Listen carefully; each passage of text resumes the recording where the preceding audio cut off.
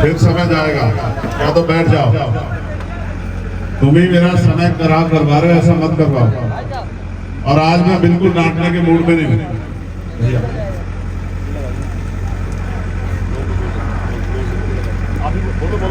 भैया। एक भाई का थोड़ा मोबाइल गिर गया, अगर किसी को मिला हो तो कृपया करके मंच पे भेज दे तो बहुत अच्छा रहेगा। हम टीम बैंकों का एक संदेश चला जाएगा। धन्यवाद। अपना मोबाइल ले नीचे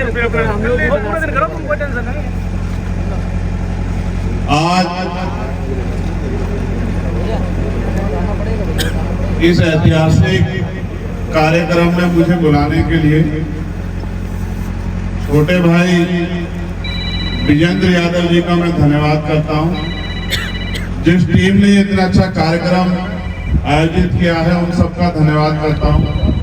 इस मंच पर उपस्थित मेरे बहुत ही प्यारे भाई और बहनें, जो आपके नेतृत्वकर्ता के रूप में, अग्रणी के रूप में उत्तर प्रदेश और देश में हमारे महापुरुषों को आंदोलन को आगे बढ़ाने का काम कर रहे हैं, उन्होंने मुझसे पहले बहुत सारी बातें रखी और मुझे भी बहुत कम समय में आपसे बातें रखनी है। मेरी मजबूरी ये है, क्योंकि मैं प्रयास ये करता हूं कि जब मैं कोई कमिटमेंट कर लेता हूं तो मैं कोशिश करता हूं कि उसे हर कीमत पर निभाऊं। मैंने विजेंद्र से कहा था बहुत दिन पहले कि मैं आऊंगा, बीच में कुछ चीजें खराब हुई, काम की वजह से आने का नहीं बन रहा था, तो फिर भी मैंने कोशिश की कि मैं आ जाऊं। इस वजह से, क्योंकि मेरी ट्रेन है, मुझे वापस जाना पड़ेगा, इसलिए मैं जो वक्ता बोलना चाहते थे उनसे पहले मुझे बोलने के लिए मैंने इनसे कहा कि मुझे अवसर दे। आज इस कार्यक्रम में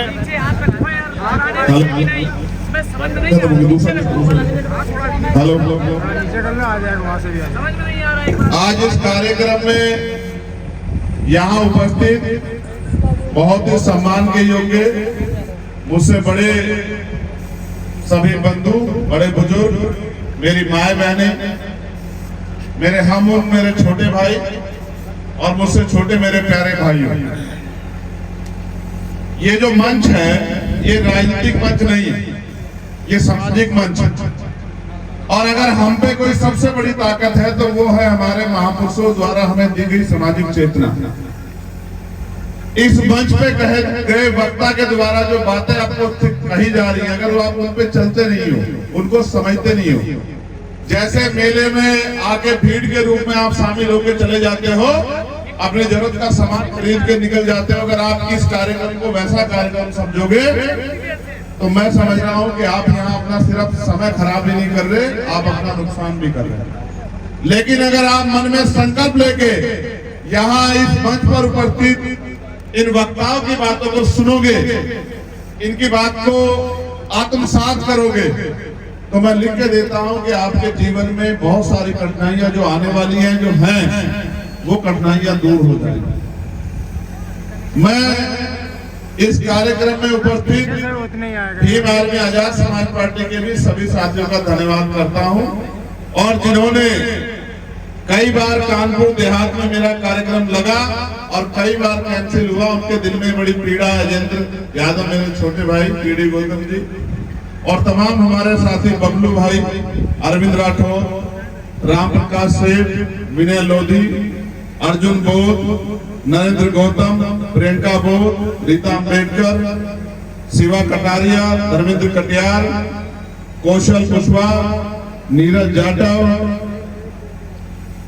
राहुल यादव, सौरभ यादव, रविंद्र कुमार प्रधान, रामचंद्र भारती और सुनील गौतम जी का धन्यवाद करता हूं। मेरे साथ चल के आए हमारे बड़े वरिष्ठ नेता सौरभ किशोर जी, विजय जी, वीरेंद्र कबीर जी, उनके सभी साथियों का धन्यवाद करता हूं।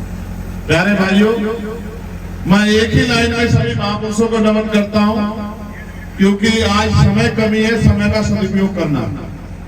मेरा आपको यही संदेश है कि हमें इस बात पे ज्यादा गर्व नहीं करना चाहिए कि हम किसके औलाद हैं, क्योंकि इस बात पे गर्व करने में अगर हम अपने आप को टटोले तो हमारा कोई योगदान नजर नहीं आता। असल ये है कि हम अपने महापुरुषों के सपनों को, उनके कारवा को कहां तक पहुंचा पाएंगे, हमारे कंधों पे जिम्मेदारी है। मैं डॉक्टर बाबा साहब अम्बेडकर को जब पढ़ता हूँ, फूले साहू पेरियार को जब पढ़ता हूँ, पेरियार ई रामा नायकर स्वामी को जब पढ़ता हूँ, महामना रामसु वर्मा, बाबू शिवदयाल चौरसिया को जब पढ़ता हूँ, संत राम बी प्रजापति, मान्यवर काशीराम साहब को जब पढ़ता हूँ, तो मुझे महसूस होता है कि वो दो नहीं थे, वो अलग अलग नहीं थे, हर एक पेड़ की एक डालियों के रूप में वो थे। और हर व्यक्ति ने अपना, हर महापुरुष ने अपना अपना काम किया है। और जब तक वो जिए उन्होंने आराम नहीं किया, सिर्फ काम किया। उनकी वजह से आज उनकी संतानें मंचों पे बैठे। अभी मेरे छोटे भाई जो हमारे जिला कार्यालय प्रभारी है, मैंने उनका नाम पढ़ा, लिखा हुआ विनय राजपूत। तो मैंने उनसे पूछा कि विलोदी हैं? अभी बुला के मैंने पूछा कहा हाँ। तो मैंने कहा बहुत अच्छी बात। मैं सिर्फ ये बात इसलिए कह रहा हूँ कि इस देश में जाति है और जाति के आधार पर ऊंच नीच है।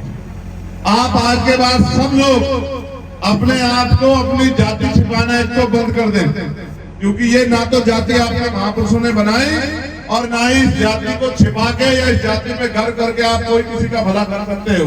एक तो जाति के आधार पर अपना मनोबल गिराना बंद कर दो, क्योंकि जब तक आप जाति खत्म करने वाली ताकत ना बन जाओ, तब तक जाति के आधार पर अपने आप को छोटा बड़ा समझ के अपना मनोबल कम करने का काम जो है आपको बंद कर देना चाहिए। इसी में आपकी भलाई। प्यारे भाइयों, महापुरुषों को पूजने की बजाय, महापुरुषों आगे धूप बत्ती लगाने की बजाय, उनके आगे माथा टेकने की बजाय, और जिस तरह आप तथाकथित ईश्वर को भोग लगाते हैं, भोग लगाने के बजाय अगर आप उनके विचारों को पढ़कर, उनको जानकर अगर उनके विचारों पर चलो, तो शायद इस देश में वो दिन दूर नहीं जब इस देश में समय का चक्र घूमे और डॉक्टर बाबा साहब अम्बेडकर ने जो कहा कि 21वीं सदी हमारी है, वो 21वीं सदी हमारे हिस्से में आए और इस देश का लोक राजतंत्र हमारे हाथों में आए और उस राजतंत्र के जरिए, उस राज व्यवस्था में काबिज होके हम इस लोकतंत्र में कमजोर वर्ग के लोगों को भी अपने पैरों पर खड़े होने का काम कर सकते। अभी अभी देश में नीरज भाई, मुझे कहने में बड़ी तकलीफ हो रही है, क्योंकि ये मामला बड़ा पेचीदा है कि कभी भारत रत्न की वैल्यू होती थी, अब जिसकी लाठी उसकी भैंस हो गई, जिसको चाहे उसको दे दो।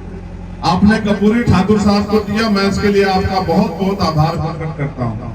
लेकिन असल में अगर आप देना चाहते हो, मैं आपसे भी कह रहा हूँ, अगर इस देश में कोई भारत रत्न का असली हकदार है तो वो है पेरियार लाल यादव।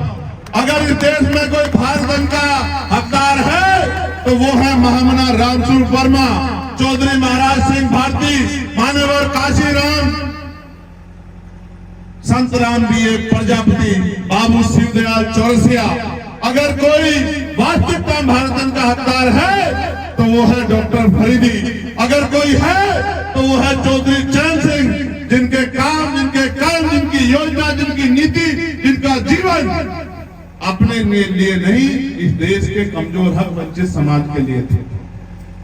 अगर उनको ना दे पाओ, मावंती का भाई लोधी को, मां झलकारी भाई कोली को ना दे पाओ, तो आज आपका राज है, किसी को दे दो। हम तो अपनी डायरी में लिख के बैठे हैं कि जिस दिन ताकत हमारे हाथ में होगी, हम अपने एक एक महापुरुष को भारत रत्न देके उनको बताने का काम करेंगे। इसलिए नहीं कि आप ये जानो कि उनको भारत रत्न मिला, इसलिए जानो कि भारत में उनका योगदान क्या है। क्या उनके संघर्षों के बिना भारत हो सकता था?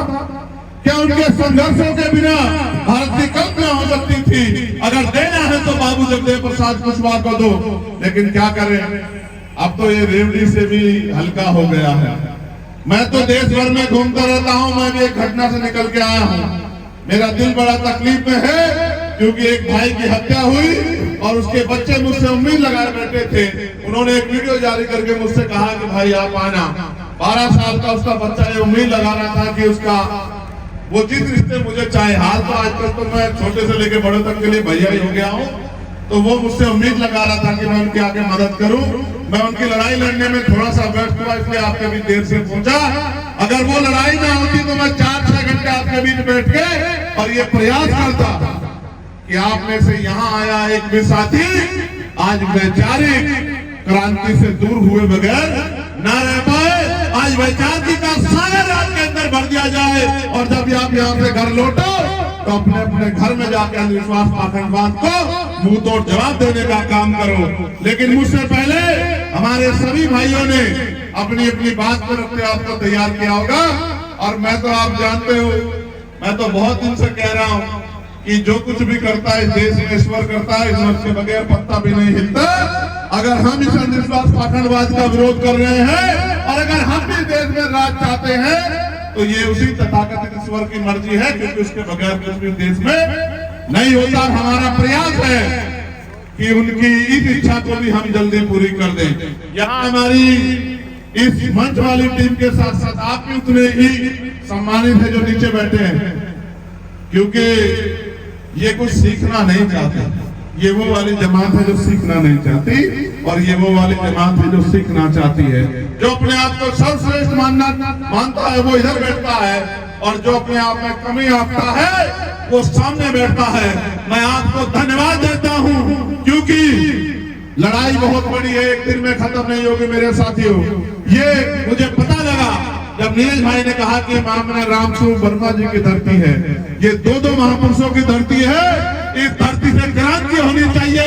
इस धरती से चाहे ईवीएम हो या तमाम तरह से जो सरकारी संस्थानों को बर्बाद करने की कसम भारतीय जनता पार्टी ने खाई है, उसके खिलाफ भी क्रांति का ऐलान होना चाहिए। और मैं जिम्मेदारी से कहता हूँ आपको कि बहुत जल्द हम लोग ईवीएम के खिलाफ इतना बड़ा आंदोलन करेंगे कि सरकार ईवीएम के द्वारा वोटों की चोरी करना जो है उसके ख्वाब देखना भी बंद कर देगी। और मैं जिम्मेदारी के तौर पे आपसे कह रहा हूँ, नौजवान अपनी जिम्मेदारी को संभाल ले। नारा लगाने से, जयकारा लगाने से, पैर छूने से और झंडा घुमाने से इस देश में क्रांति नहीं आएगी। इस देश में क्रांति आएगी महापुरुषों को पढ़ के। और जो भी मिशन में आना चाहता है सबसे पहले वो अपने आप को वैज्ञानिक दृष्टिकोण पे खरा उतारे। पहले वो पढ़े लिखे करके कसौटी पे आए, तब वो मिशन में आए। वरना आप खुशी खुशी आ तो जाओगे, 2, 4, 6 महीने में जब आप इस लड़ाई को लड़ नहीं पाओगे तो वापस भाग जाओगे, तो आप अधूरे रह जाओगे। पहले महापुरुषों को पढ़ो, और मिशन में अगर आना चाहते हो तो सबसे पहले पढ़ो राष्ट्रपिता ज्योतिबा फूले को, फिर पढ़ो साहू जी महाराज को, फिर पढ़ो बाबा साहब अम्बेडकर को, फिर पढ़ो अर्जक संघ को, फिर पढ़ो मान्यवर काशीराम साहब को, और फिर आओ मिशन में। एक ऐसा कोहिनूर तैयार होगा जो मनुवाद का मुकाबला टंके की चोट पे करेगा किसी भी कीमत पे। क्योंकि अगर आप वैचारिक कसौटी पे मजबूत नहीं हो तो कहीं भी पद, प्रतिष्ठा, अवसर और बिकने का मौका मिलेगा तो आप बिक जाओगे। इसलिए मैं नौजवानों से कहना चाहता हूँ, आज वास्तविकता में हालात ऐसे कि लोकतंत्र खतरे में है, संविधान खतरे में है, और वो दिन दूर नहीं कि हमें उस गुलामी अंधेरे में जाना पड़े जिस अंधेरे से हमारे महापुरुष हमें निकाल के लेके आए हैं। इसलिए मैं आपसे कहना चाहता हूँ मेरे प्यारे भाइयों, नौजवान साथियों, मुट्ठी तान लो, कमर कस लो।